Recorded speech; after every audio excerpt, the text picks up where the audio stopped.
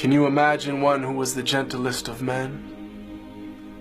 while being the most brave and just of all who've been? One who conquered all desires of self that make men weak, who granted all who asked him precisely what they seek, whom only jewels poured out his mouth whenever he would speak, who was the gem amongst the stones of men who shined unique. A selflessness and generosity that some would say was merely myth until they'd seen one of the lovers of his way, who used to mend his sandals, used to patch his clothes, who used to serve his family whenever he was home, who had a noble shyness, not gazing long upon a face,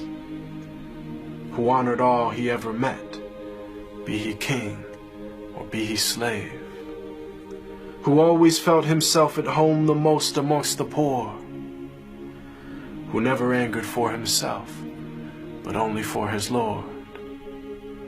always just, always truthful, conscious of the one,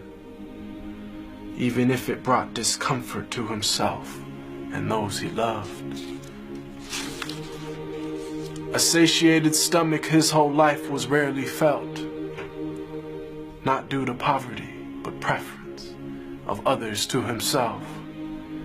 who knew the time of day by sun, the direction by the stars, who'd walk amongst his enemies without a single guard, devoid of any trace of self, just humble and serene, eloquent but not verbose, just precisely what he means,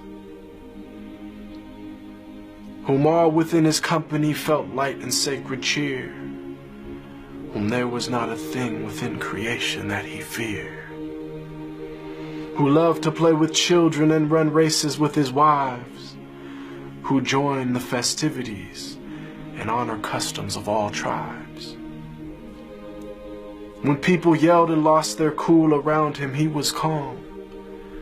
who asked forgiveness for his enemies, even as they did him wrong, who kept a goat he'd milk himself for people in his house,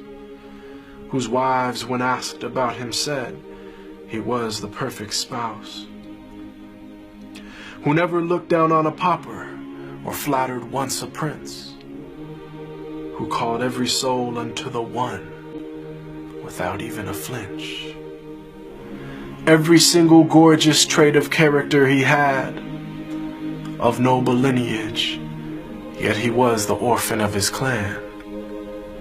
one imbued with wisdom and piercing inner sight, yet he was the unlettered one, who'd neither read nor write. All knowledge and trait of character unflawed were placed inside his very being directly by Allah. The way to salvation and triumph after death, to detachment and joy in life with each and every breath, to walk the righteous path and never falter come what may. May Allah give us success in following his way. They call him Al-Amin, the trustworthy, the honest, and I call him beloved, my master, Muhammad.